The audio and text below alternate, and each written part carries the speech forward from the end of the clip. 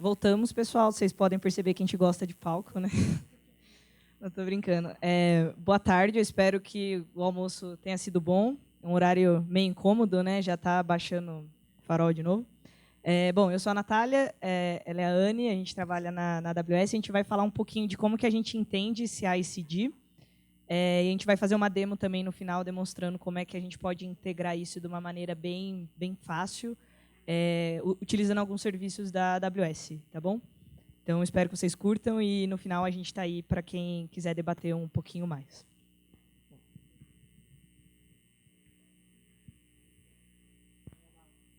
Vamos primeiro testar o passador de slide. Ok.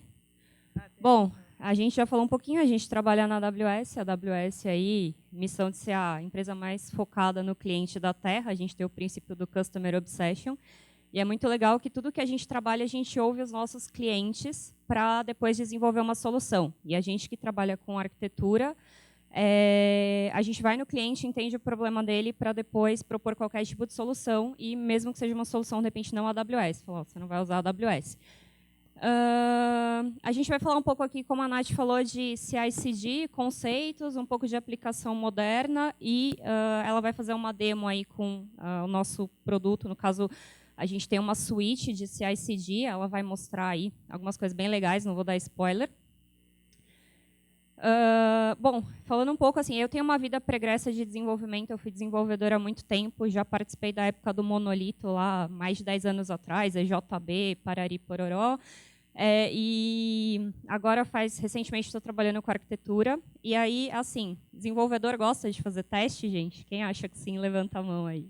Então. Aí vem um desenvolvedor aqui e fala uma trilha de teste, legal, né? Mas assim, uma das palestras que eu dou é sobre TDD, né, que é o Test Driven Development, que é justamente falar sobre isso. O desenvolvedor ele tem que pensar em teste, da mesma forma que o tester hoje, ele também tem que aprender a codar, principalmente por causa dessa parte da automação. Hoje em dia tudo está virando desenvolvimento, infraestrutura como código, automação de teste, e o desenvolvedor ele tem sim que pensar em teste muitas vezes antes do desenvolvimento, pensando já no resultado de negócio daquilo. Então, né, geralmente a gente tem isso aqui. É mais ou menos o que acontece, né? E a gente sabe também que quando os projetos, o prazo aperta muito, os testes acabam sendo negligenciados. A gente não quer que isso aconteça.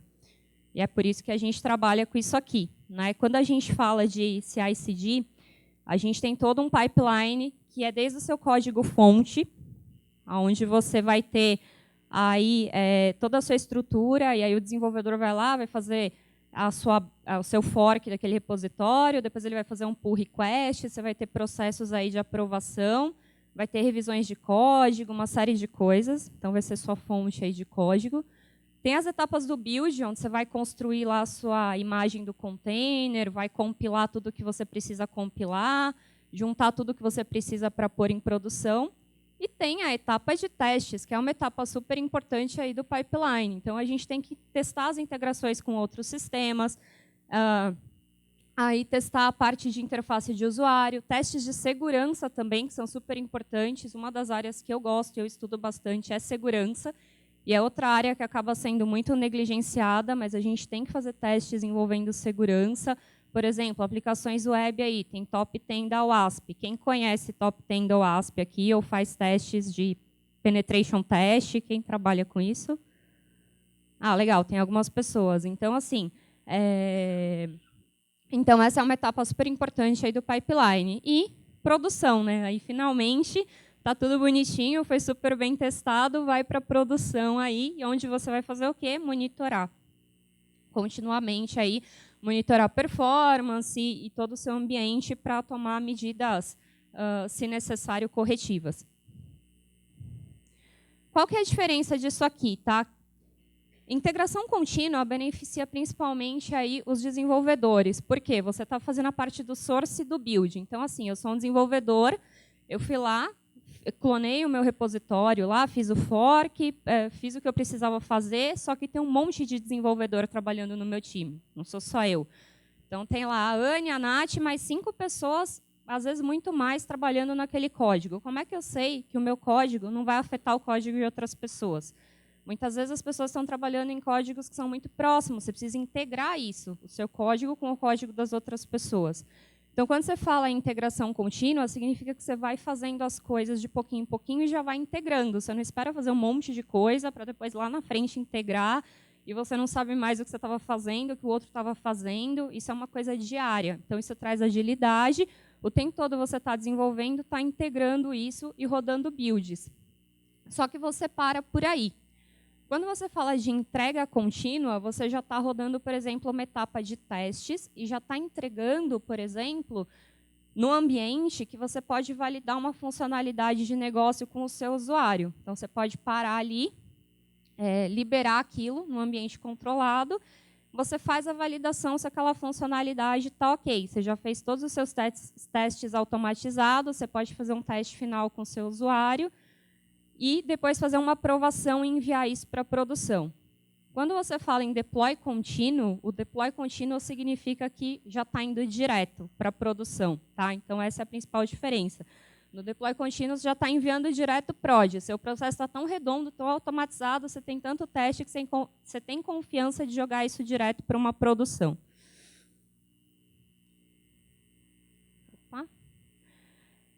Aí, falando um pouquinho aqui, eu vou passar o slide todo, que opa, peraí, deixa eu voltar. O que acontece aqui, tá, nesse slide?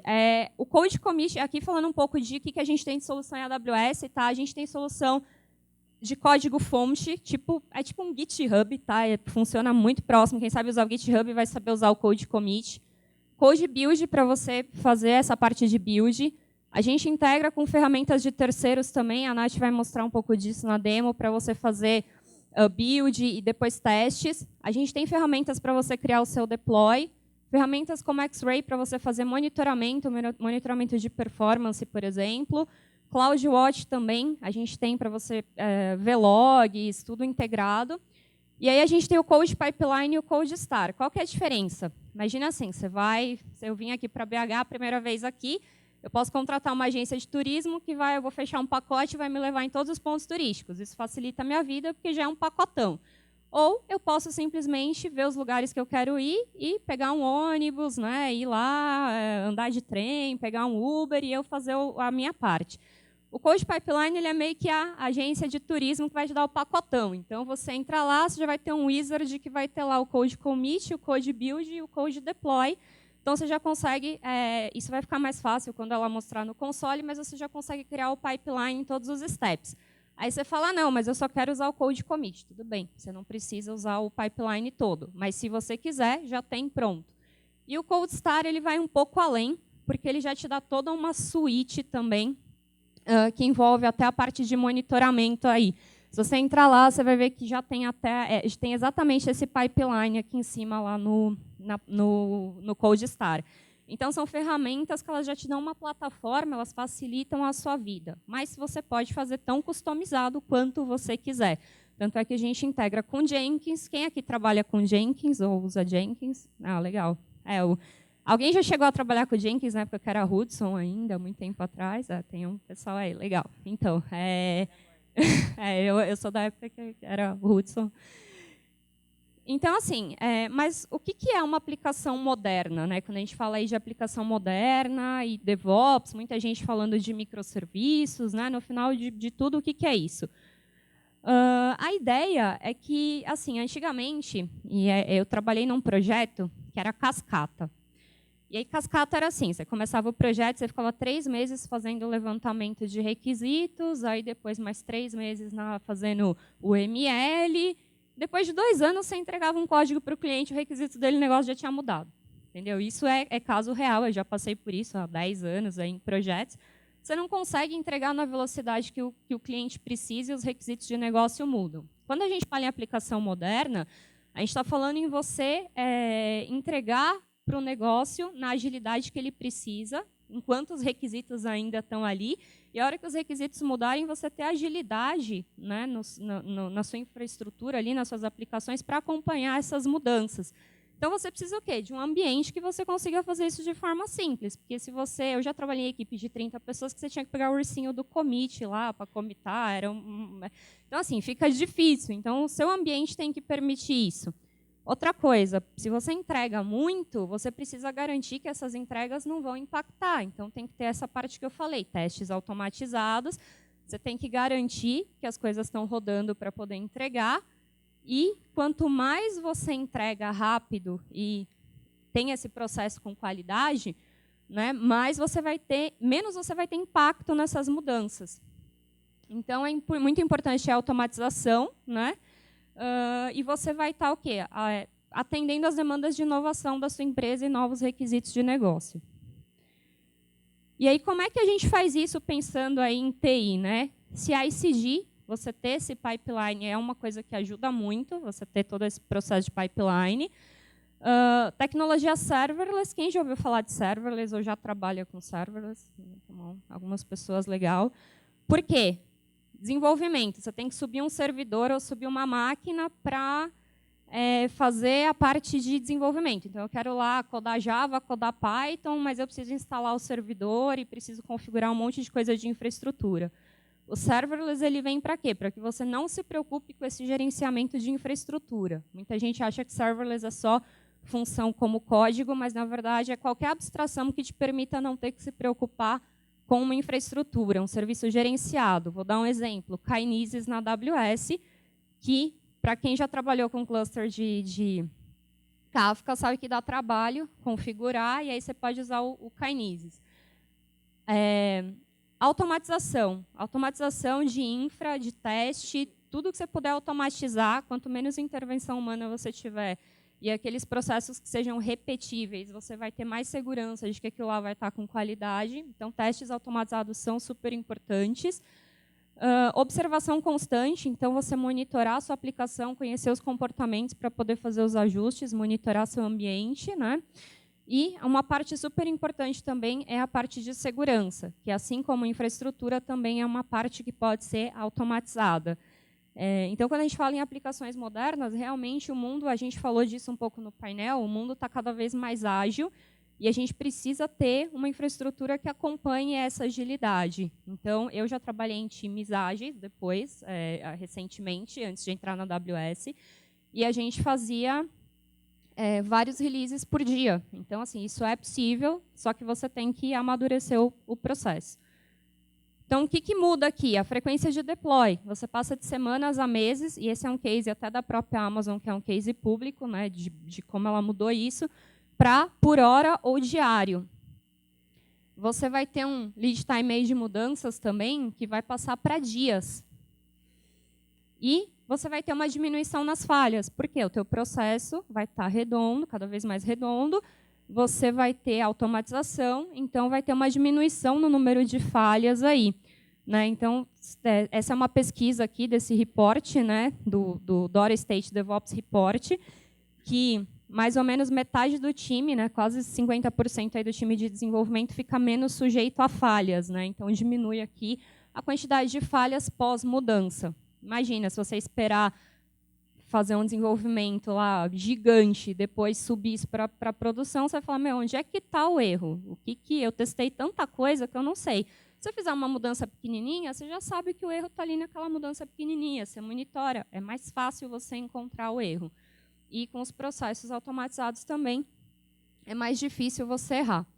E aí, então, os pilares são integração contínua, né, o deploy contínuo, pode ser a entrega, não necessariamente o deploy, né? A maioria das empresas ainda trabalha com um processo de aprovação manual para você ir para a produção.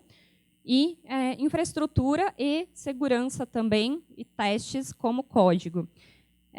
Eu vou passar para a Nath agora, a Nath vai recapitular um pouco disso que eu falei e vai mostrar uma demo bem legal aí para vocês.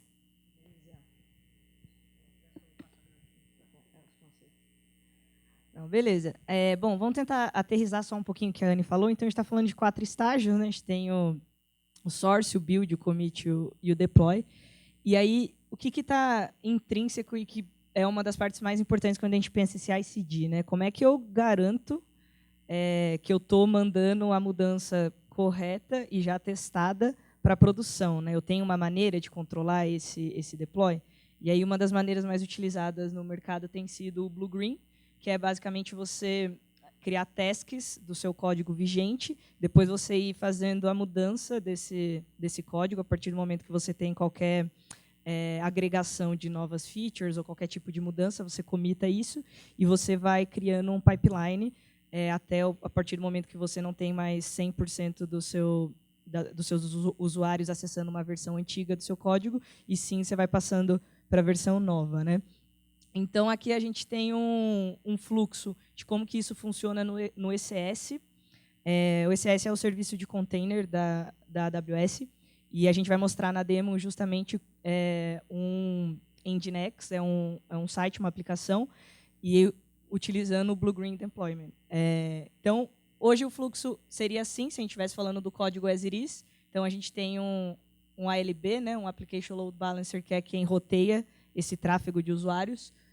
A gente tem aqui a porta 80, né, que é o fluxo na internet, o grupo de usuários, e hoje eu tenho uma versão só do meu código. Beleza. Agora, beleza, fui lá, comitei qualquer tipo de mudança. O que altera nisso? Eu adiciono a parte green desse pipeline, né? Então, coloco aqui um roteador de tráfego para a porta de teste, coloco outro grupo controlado de usuários, e eu vou criando uma maneira de fazer o shift disso, instalando aqui algumas tasks, que no caso são testes de validação. Então, a partir do momento que eu estou confortável com os meus critérios estabelecidos, eu começo a fazer todo o shift, toda a mudança de uma forma mais contínua, né? A ideia, como a Anne falou, é que a gente elimine o máximo possível de falhas humanas, não porque a gente não é bom o suficiente, mas porque a gente sempre sabe que às vezes tem algum dedo ali que aperta e não deveria estar ali, enfim. Então, quanto mais a gente conseguir automatizar, melhor. Beleza, então criei aqui meus testes, eu vou chegar num ponto que eu vou executar o meu hook e eu vou tirar 100% do meu tráfego de produção da minha versão antiga, da minha versão azul, né, da minha versão blue, e vou mandar aqui para a minha nova versão. Isso tendo por trás, aqui a gente tem um ALB, mas tudo isso roda, nesse caso aqui, num container, né? Então, não tenho interdependências de alguns outros recursos, meu código está todo containerizado. Beleza. Então, esse aqui é um pouquinho da teoria. Esse aqui, depois ele só mostrou, tem uma animação bonitinha, mas, enfim, roteia todo o tráfego de produção já para a versão nova do código. Beleza, e eu dreno, eu já não tenho mais nada da minha versão antiga, uma vez que eu estou confortável com meu Q&A, com o meu teste.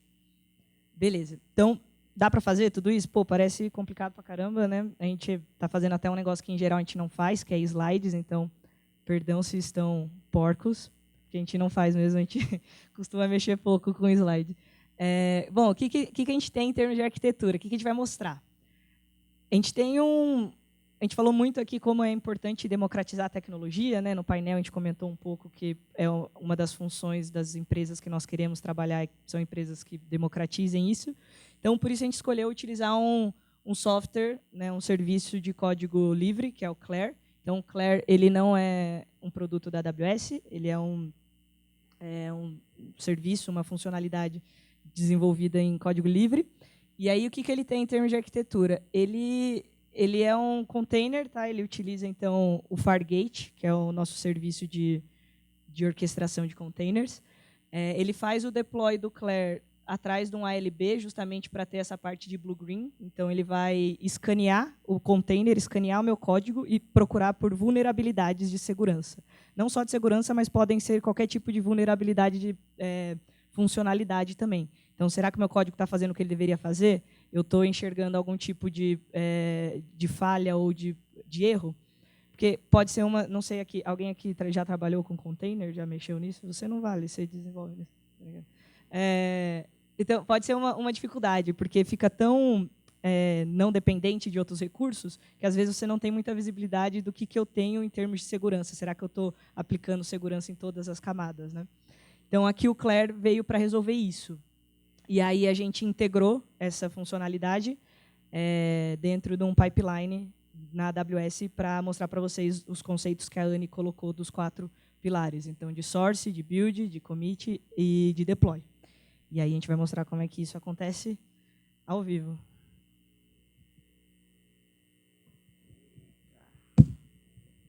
Beleza, acho que foi. Beleza. Bom, beleza. Esse é o nosso site, tá? Eu acho que vocês concordariam que se o pipeline não rodar, a gente não merece pão de queijo. Espero que rode, então, porque... Esse é o bom ponto. A gente precisa de UX aí, não sei quem estiver disposto a trabalhar. Beleza. Então, o que a gente tem? A gente tem um source, né? Vou mostrar o repositório aqui.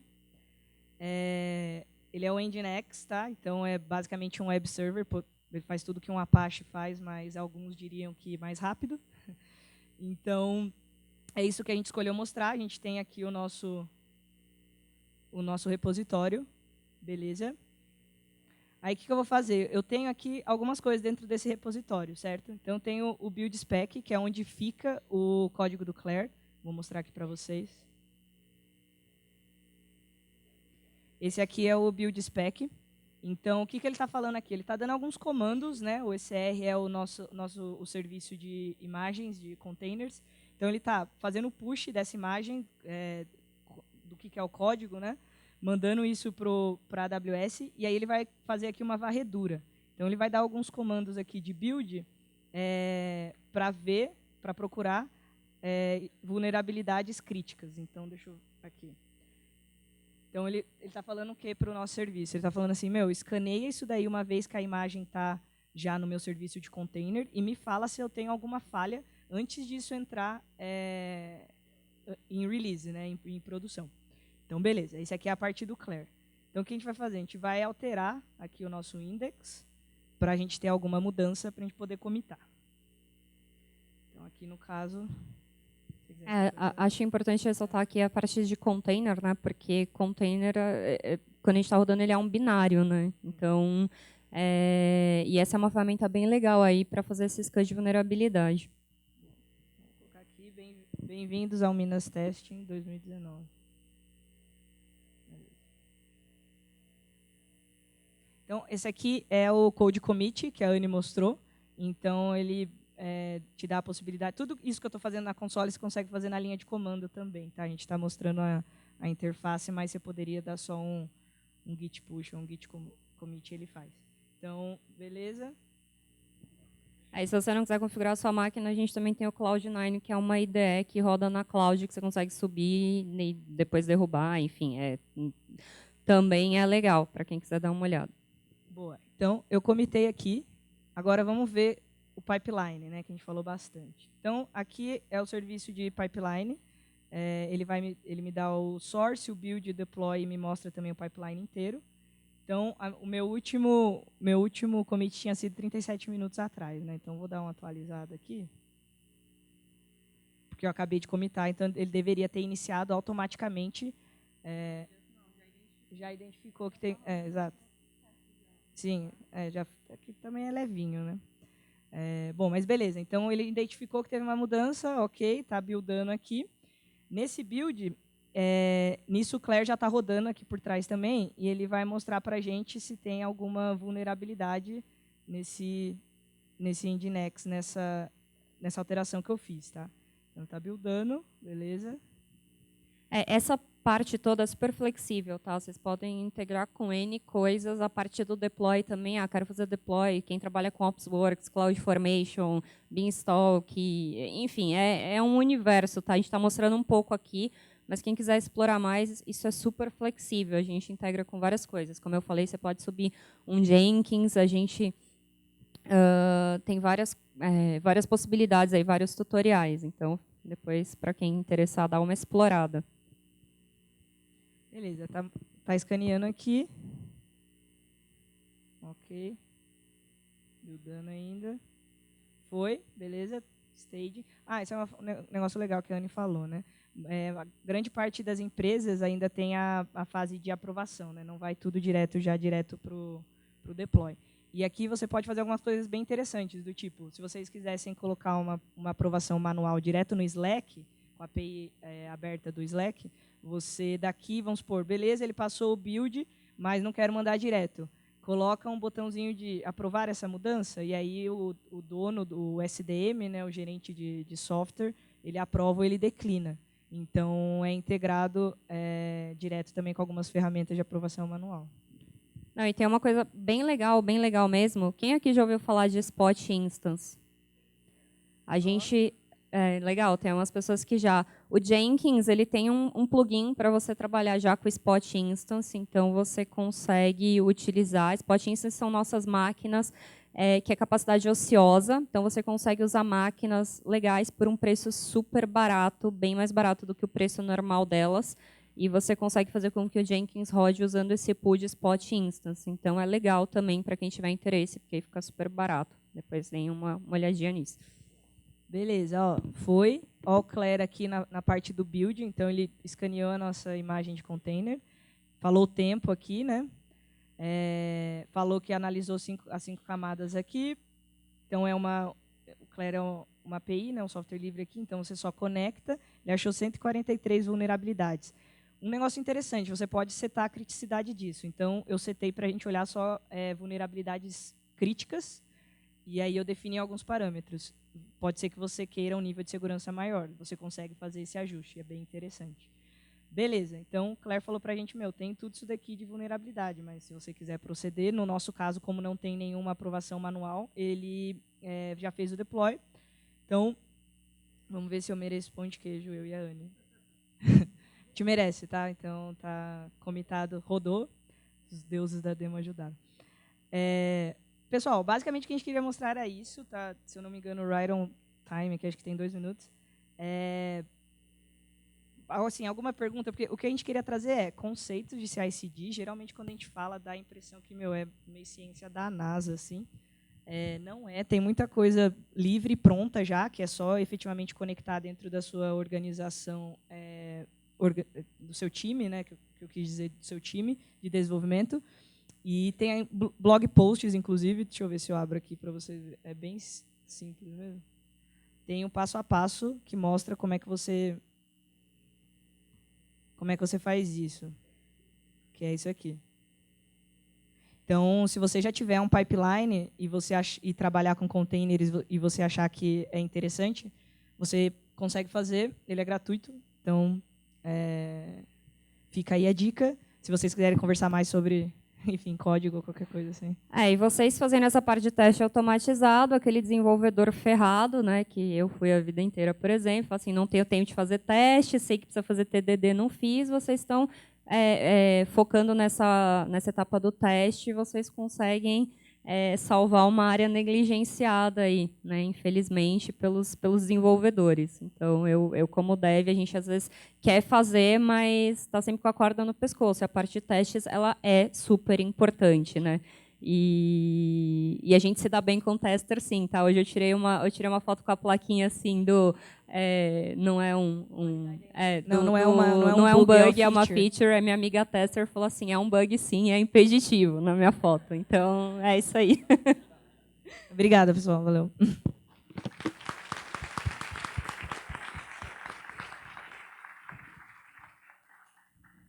Dúvidas?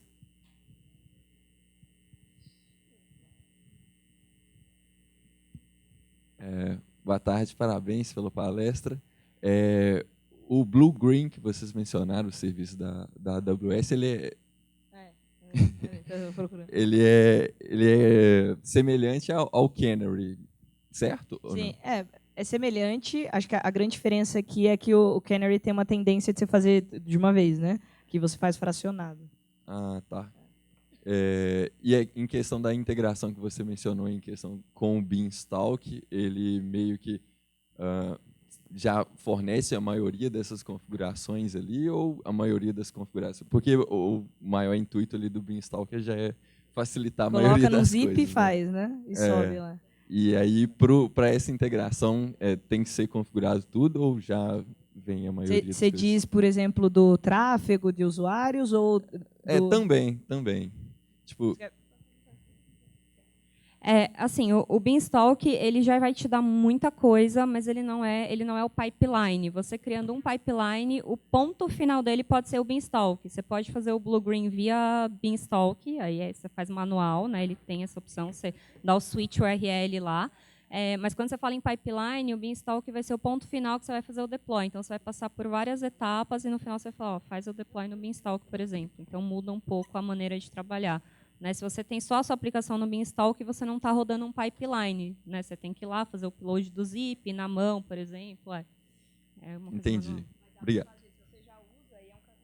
Se você já usa o Beanstalk, pode ser um caminho natural para você gerenciar tudo, de repente, já no seu ambiente da AWS. Não sei se você usa qualquer outro tipo de serviço também, mas dá para fazer. Beleza. Obrigado, gente. Obrigada. Olá, aqui. Rapidinho, é só sobre o Claire ali, ele é uma ferramenta de vulnerabilidade, ele expõe, vocês mostraram ali várias vulnerabilidades ali, mas é só de código específico, configurações default do Apache ou do Nginx, que ele vai mostrar também esse tipo de problemas? Ele vai escanear o seu container. Então, se o seu Nginx estiver dentro, ele vai pegar essas vulnerabilidades. Isso ele vai fazer. Ele, em termos de camada, ele vai olhar todas as camadas. Ok. Agradecer mais uma vez aí, pessoal. Galera. Obrigada, pessoal. Obrigada.